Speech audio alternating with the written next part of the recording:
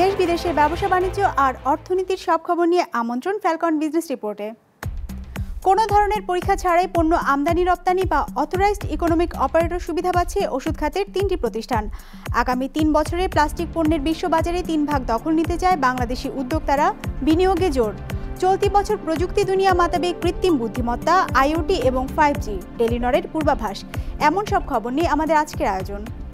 দেশে প্রথমবারের মতো অথরাইজড ইকোনমিক অপারেটর বা এইও সুবিধা পাচ্ছে 3টি ওষুধ কোম্পানি। স্কয়ার ফার্মাসিউটিক্যালস, ইনসেপ্টা এবং বেক্সিমকো ফার্মাকে পরীক্ষামূলকভাবে এই সুবিধা দেওয়া হচ্ছে। এতে পণ্য আমদানি রপ্তানিতে সময় ও খরচ কমে আসবে বলে জানিয়েছেন স্কয়ার ফার্মাসিউটিক্যালসের ব্যবস্থাপনা পরিচালক তপন চৌধুরী। আর এই সুবিধা কাজ করলে সামনের দিনে তা অন্যান্য খাতের যোগ্য প্রতিষ্ঠানকেও দেওয়ার কথা ভাবছে শুল্ক বিভাগ। মোহাম্মদ তৌহিদের রিপোর্টে বিস্তারিত। যে কোনো পণ্য আমদানির পর বন্দরে তা পরীক্ষা নিরীক্ষা করে শুল্কায়ন কার্যক্রম শেষে কারখানায় পৌঁছানো পর্যন্ত গড়ে 8 থেকে 10 দিন সময় চলে যায়। একইভাবে বাড়তি সময় লাগে রপ্তানির ক্ষেত্রেও। এই চিত্র পাল্টাতে অথরাইজড ইকোনমিক অপারেটর সুবিধা চালু করতে যাচ্ছে রাজস্ব বিভাগ। পণ্য আসার পরে 7 দিন, 10 দিন বা 20 দিন যে সময়ের ক্ষেপণ হতো বন্দরের ভিতরে, সেই সময় ক্ষেপণটা এখন করা লাগবে না। আরেকটা বিষয় হচ্ছে যে আগে যেরকম 20টা, 25টা বা 30টা ডকুমেন্ট তাদেরকে সাবমিট করতে হতো অ্যাসেসমেন্টের জন্য, এইও ভুক্ত হওয়ার কারণে তাকে কিন্তু এখন সর্বনিম্ন পর্যায়ের ডকুমেন্ট সাবমিট করেও অ্যাসেসমেন্ট করানো সম্ভব হবে। পরীক্ষামূলকভাবে ঔষধ খাতের প্রতিষ্ঠান স্কয়ার ফার্মাসিউটিক্যালস, ইনসেপ্টা এবং বেক্সিমকো ফার্মাসিউটিক্যালসকে এই সুবিধা দেওয়ার সুপারিশ করা হয়েছে। এতে ঔষধ শিল্পের কাঁচামাল আমদানি রপ্তানি দ্রুত হবে বলে আশাবাদ জানিয়েছেন স্কয়ার ফার্মাসিউটিক্যালসের ব্যবস্থাপনা পরিচালক। ফাস্টার তো অপারেশন হচ্ছে, সঙ্গে সঙ্গে কোয়ালিটির বিষয়টা হচ্ছে। এক অবস্থায় আমাদের লট অফ সেন্সিটিভ প্রোডাক্ট, যে সমস্ত মেটেরিয়াল আমরা ইম্পোর্ট করে থাকি, সেগুলো কিন্তু পোর্ট অফ এন্ট্রি থেকে, তার মানে এয়ারপোর্টে এবং পোর্টে এগুলো ওপেন করা হয়ে থাকে, উইচ ইজ নর্মাল। কিন্তু যেহেতু প্রপার কন্ডিশনটা নেই, এর ফলে আমাদের সবসময়, কারণ অনেক যেমন কোল্ড চেন অফ করতে হয়, কমপ্লিটলি স্টেরাইল অবস্থায় এগুলো করতে হয়।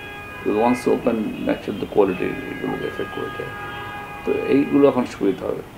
এইও সুবিধা দেবার ক্ষেত্রে কোম্পানিগুলোর নিরাপত্তা ব্যবস্থা, আর্থিক লেনদেন সক্ষমতা, গুদামজাতকরণ, আনুষঙ্গিক সুবিধা এবং কমপ্লায়েন্স রেকর্ড পরীক্ষা করা হয়েছে। সরকারের আস্থা এবং বিশ্বাসের কারণে কিন্তু এগুলো নির্বাচিত করা হয়েছে।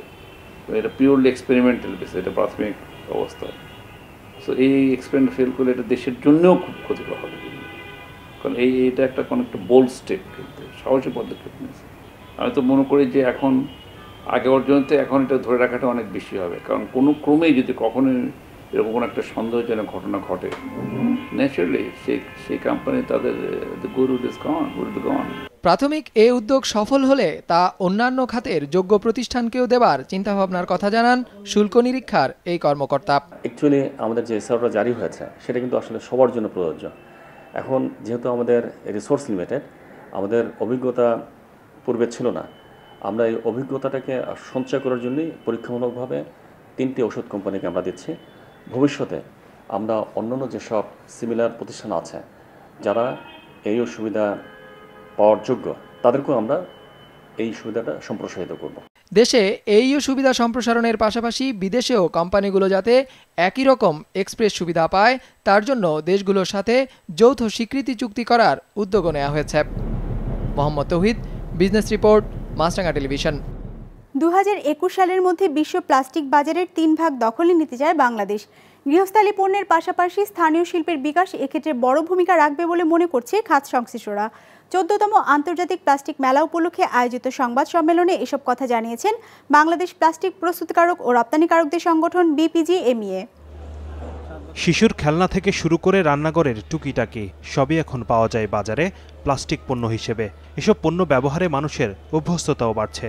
হিসেব বলছে গেল 5 বছরে প্লাস্টিকের মাথাপিছু ব্যবহার 2 কেজি থেকে বেড়ে দাঁড়িয়েছে 6 কেজিতে। আগামী এক যুগে যা 34 কেজিতে পৌঁছবে বলে মনে করেন উদ্যোক্তারা। প্লাস্টিকের নাম্বার 1 কনজাম্পশন হচ্ছে অটোমোবাইল, সেকেন্ড হচ্ছে ইলেকট্রনিক্স ইন্ডাস্ট্রিতে। আমাদের দেশে যেসব ইলেকট্রনিক্স ইন্ডাস্ট্রি হচ্ছে তারাও কিন্তু এখন হয়তো সিকেডি হচ্ছে, কিছু কিছু ম্যানুফ্যাকচারিং হচ্ছে। যারা করছেন তারা বাংলাদেশি প্লাস্টিকে ইউজ করছেন। মানুষের জীবনযাত্রার মান যখন উন্নত হবে তখন প্লাস্টিকের কনজাম্পশন বাড়বে। 2030-এ প্রায় 34 কেজি প্লাস্টিকের কনজাম্পশন হতে পারে। শুধু অভ্যন্তরীণ ব্যবহারই নয়, প্লাস্টিক পণ্যের রপ্তানিও প্রায় দ্বিগুণ হয়েছে গেল এক দশকে। সব মিলিয়ে দেশের প্লাস্টিক শিল্পের আকার এখন $342 কোটি। যদিও 57,000 কোটি ডলারের বিশ্ববাজারের তুলনায় এটি খুবই সামান্য, 0.6 বিপিজিএমএ বলছে সেই অংশ 5 গুণ বাড়বে 2021 সালের মধ্যে। বাংলাদেশের প্লাস্টিককে হাউসহোল্ড প্রোডাক্টের মান কিন্তু অনেক ডেভেলপ করছে। এর কারণ হচ্ছে যারা ম্যানুফ্যাকচারার তারা লোকাল মার্কেটকে টার্গেট করেছেন এবং এক্সপোর্টকে টার্গেট করেছে। এগুলির প্রচুর চাহিদা আছে দেশের বাইরে, এবং এই মার্কেটটা ফিট করতেও চায় না। মেনলি চায়না এখন আর অত কম্পিটিটিভ হচ্ছে না, যার কারণে এই বিজনেসটা আমাদের এখানে আসতেছে। আমাদের যেটি প্রতিবন্ধকতা আছে সেই জায়গায় আমরা কাজ করছি। শুধু তাই নয়, প্লাস্টিক পণ্য উৎপাদনের সাথে জড়িত ছোট বড় 5,000 কারখানার জন্য একটি নির্দিষ্ট শিল্প এলাকাও গড়ে তুলতে চায় বিপিজিএমইএ। এর জন্য সরকারের কাছে আলাদা 2টি অর্থনৈতিক অঞ্চল চেয়ে আসছে দীর্ঘদিন ধরে। আমরা অনুরোধ করেছিলাম ঢাকা যেহেতু কনসেন্ট্রেট করে ঢাকার পুরান ঢাকাতে ইন্ডাস্ট্রিগুলি, ঢাকার পাশেই একটা স্পেশাল ইকোনমিক জোন করা হয়েছে 107 একরের। আমরা সেটি নিয়ে কাজ করছিলাম সরকারের সাথে, বেজার সাথে। আমরা অনুরোধ করব আপনাদের মাধ্যমে সেই স্পেশাল ইকোনমিক জোনটা যেন প্লাস্টিককে দেওয়া হয়। সংবাদ সম্মেলনে জানানো হয়, আগামী 17 জানুয়ারি থেকে বসুন্ধরা কনভেনশন হলে শুরু হচ্ছে প্লাস্টিক পণ্যের আন্তর্জাতিক প্রদর্শনী। এবারের মেলায় অংশ নিচ্ছে বাংলাদেশ সহ 20টি দেশের 480টি প্রতিষ্ঠান। শাহাদাত হোসাইন, বিজনেস রিপোর্ট, মাছরাঙা টেলিভিশন। কৃত্রিম বুদ্ধিমত্তা, 5G, ইন্টারনেট অফ থিংসের মতো প্রযুক্তি 2019 সালে বিশ্ব মাতাবে। সেই সঙ্গে বাড়বে ডিপ ফেকের মতো নেতিবাচক প্রযুক্তির প্রসারও। এমন 7টি বিষয় উঠে এসেছে টেলিনরের গবেষণাতে 2019 সালের প্রযুক্তি প্রবণতা হিসেবে, যার সাথে তাল মেলাতে প্রস্তুতি নিচ্ছে দেশীয় মোবাইল অপারেটর ও প্রযুক্তি নির্মাতা প্রতিষ্ঠানগুলো। ফয়সাল শোভনের রিপোর্ট। দেখে কে বুঝবে যুক্তরাষ্ট্রের সাবেক প্রেসিডেন্ট বারাক ওবামার ডানের ছবিটি আসল নয়, গোটা ভিডিওটি তৈরি কম্পিউটারে। গেল বছর এমন প্রযুক্তি বিশ্বজুড়ে আলোচনায় এসেছে, পরিচিতি পেয়েছে ডিপ ফেক নামে। গবেষণা বলছে অতি উন্নত অ্যালগোরিদম সামনের দিনে সহজেই জাল ছবি ও ভিডিও তৈরি করতে পারবে, যার আসল নকলের তফাৎ বের করাও কঠিন হবে। চলতি বছরের প্রধান প্রযুক্তিগুলো আর সেগুলো কিভাবে দায়িত্বশীলতার সঙ্গে ব্যবহার করতে হবে এমন বিষয়গুলোকে আমরা চিহ্নিত করেছি, যার প্রথমেই আছে ডিপ ফেক। এর মাধ্যমে মিথ্যা ভিডিও ও সংবাদ ছড়িয়ে দেওয়া হতে পারে। কিভাবে সত্যকে মিথ্যা থেকে আলাদা করা হবে সেটি হবে সামনের দিনের একটি চ্যালেঞ্জ। চলতি বছরের প্রযুক্তি প্রবণতায় এমন 7টি বিষয়কে চিহ্নিত করা হয়েছে টেলিনরের প্রতিবেদনে। বলা হচ্ছে 2019 সালেই 5Gর দ্বার উন্মোচন হবে, বাণিজ্যিকভাবে বৃহৎ পর্যায়ে আইওটি ডিভাইসের ব্যবহার শুরু হবে। কথা বলতে পারবে এমন রোবট জায়গা করে নেবে ঘরের কাজে। নজর রাখতে হবে কৃত্রিম বুদ্ধিমত্তা প্রযুক্তিতেও। 5G অনেক সক্ষমতা নিয়ে আসবে। অপারেটরগুলো এবছর কিছু নির্দিষ্ট জায়গায় এই নেটওয়ার্ক চালু করবে। সেই সঙ্গে বিভিন্ন প্রযুক্তি প্রতিষ্ঠান সম্মিলিতভাবে নতুন সেবা নিয়ে আসবে। পরবর্তী প্রবণতাটিকে আমরা বলছি দ্বিতীয় শিল্পযুগ। অধিক সক্ষমতার প্রসেসর, আরও বেশি ইন্টারনেট সংযোগ, এর মাধ্যমে আমরা নতুন নতুন আইওটি ডিভাইস দেখতে পাবো। সেই সঙ্গে যন্ত্রের সঙ্গে কণ্ঠস্বর ভিত্তিক যোগাযোগ পদ্ধতি আরও উন্নত হবে। বৈশ্বিক প্রযুক্তির এই প্রবণতা থেকে পিছিয়ে থাকতে চায় না দেশীয় প্রতিষ্ঠানগুলো।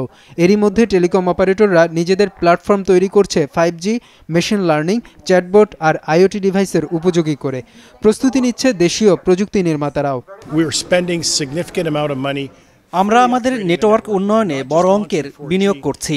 শুধু 4Gর জন্য নয়, বেজ স্টেশনগুলো এমনভাবে বদলানো হচ্ছে যাতে সেগুলো 5Gর জন্যও প্রস্তুত থাকে। সেই সঙ্গে আইওটি নিয়ে পরীক্ষা চলছে, যাতে যত দ্রুত সম্ভব 5G পূর্ব ও পরবর্তী সেবা চালু করা যায়। গ্রাহকের সঙ্গে যোগাযোগ, বিপণন ও নেটওয়ার্ক ব্যবস্থাপনায় কৃত্রিম বুদ্ধিমত্তা ও মেশিন লার্নিং প্রযুক্তির ব্যবহারও আমরা শুরু করে দিয়েছি। আমাদেরকে উদ্ভাবনের উপর বেশি জোর দিতে হবে।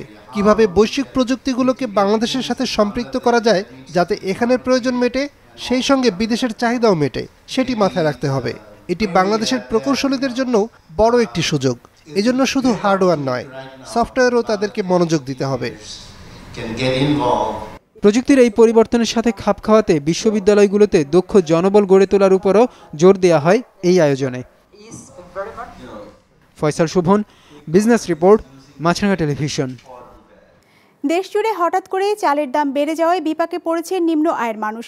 দাম বাড়ার জন্য মিল মালিকদের সিন্ডিকেটকে দুষছেন পাইকারি ব্যবসায়ীরা। আর মিলাররা বলছেন ধানের দাম বাড়ার প্রভাব পড়েছে চালে। পাবনা, দিনাজপুর, কুষ্টিয়া, শেরপুর ও ব্রাহ্মণবাড়িয়া প্রতিনিধির পাঠানো তথ্য ও ছবি নিয়ে ডেস্ক রিপোর্ট। পাবনায় গত সপ্তাহে মোটা চাল প্রতি কেজির দর ছিল 38 থেকে 40 টাকা। এ সপ্তাহে তা বিক্রি হচ্ছে 42 থেকে 44 টাকা। কেজিতে বেড়েছে 3 থেকে 4 টাকা।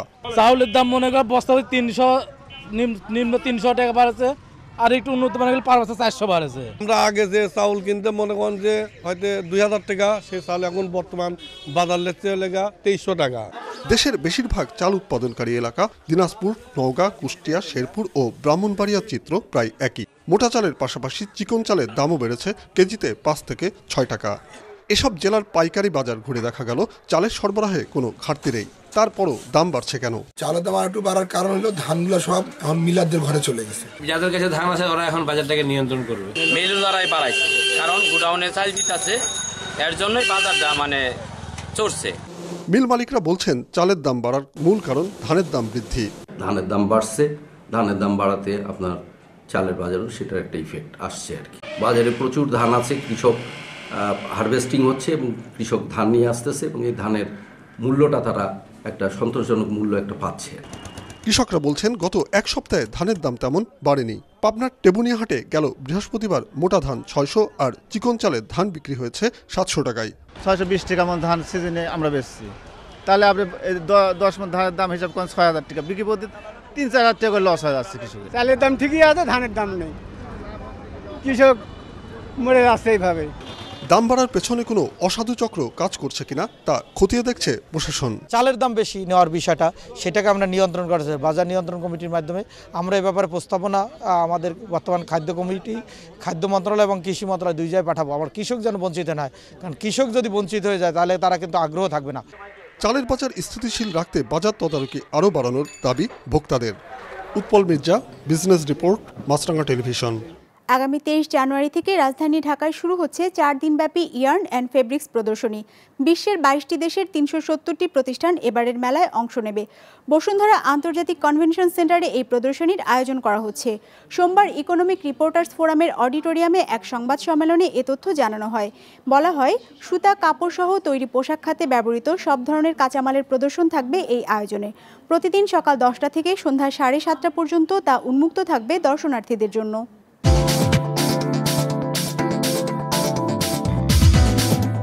সূচক পতন দিয়ে শেষ হয়েছে ঢাকা শেয়ার বাজারের লেনদেন। সার্বিক সূচক ডিএসসিএক্স 23 পয়েন্ট কমে দাঁড়িয়েছে 5836-এ।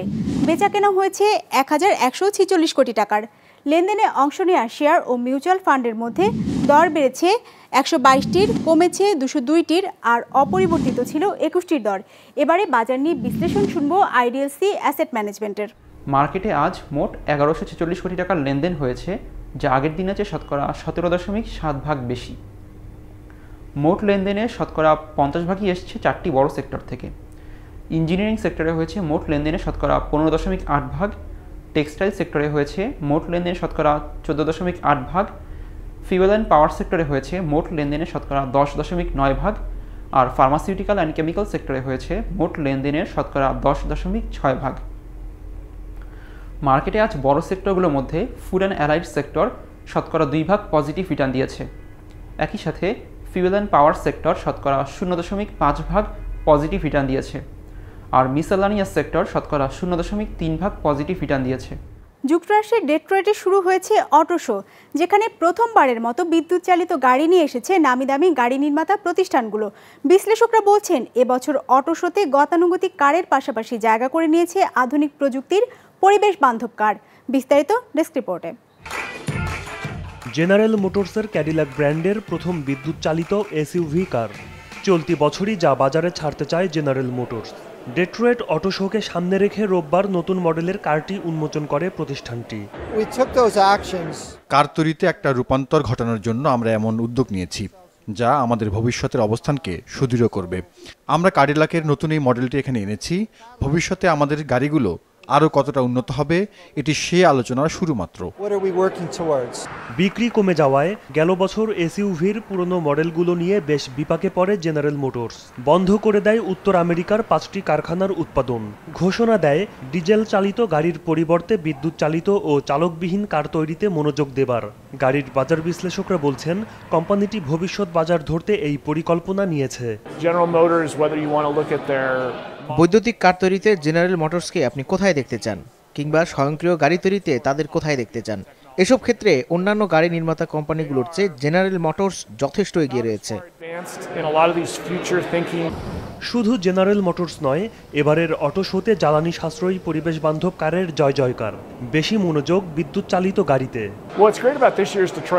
এবারে ডেট্রয়েট শোর বড় চমক হলো গতানুগতিক ধারার বাইরে আধুনিক প্রযুক্তির গাড়ির উপস্থিতি। এর আগে আপনি হয়তো অনেকবারই অটো শোতে এসেছেন যেখানে শুধু একই রকমের গাড়ি দেখেছেন, কিন্তু সম্প্রতি বছরগুলোয় সাব আরবান ভেহিকল ও ক্রসওভার কার বেশি আসছে, যার মধ্যে রয়েছে বিলাসবহুল পরিবেশ বান্ধব এবং বিদ্যুৎ চালিত কারও। যুক্তরাষ্ট্রে এসইউভি ও ক্রসওভার কারের চাহিদা কমে যাওয়ায় সংকটে পড়েছে কার নির্মাতারা। বাজার বিশ্লেষকরা বলছেন টানা 5 বছর ধরে বাজারটি সংকুচিত হয়ে আসছে। ইমতিয়াজ হাসান, বিজনেস রিপোর্ট, মাছরাঙা টেলিভিশন। দর্শক, Bangladesh premier cricket league tournament সরাসরি সম্প্রচারের কারণে এখন থেকে বিজনেস রিপোর্ট প্রচারিত হবে রাত 10:35 পরিবর্তে রাত 11:35। আমাদের যে কোনো পর্ব নিজেদের সুবিধাজনক সময় দেখতে সাবস্ক্রাইব করুন বিজনেস রিপোর্টের অফিসিয়াল ইউটিউব চ্যানেল। ফেসবুক পেজে লাইক দিয়ে আপডেট থাকুন ব্যবসা বাণিজ্যের আলোচিত সব ঘটনা সম্পর্কে, আর আপনাদের মতামত জানান ইনবক্সে। আজ এটুকুই, বিদায় নিচ্ছি, ভালো থাকবেন।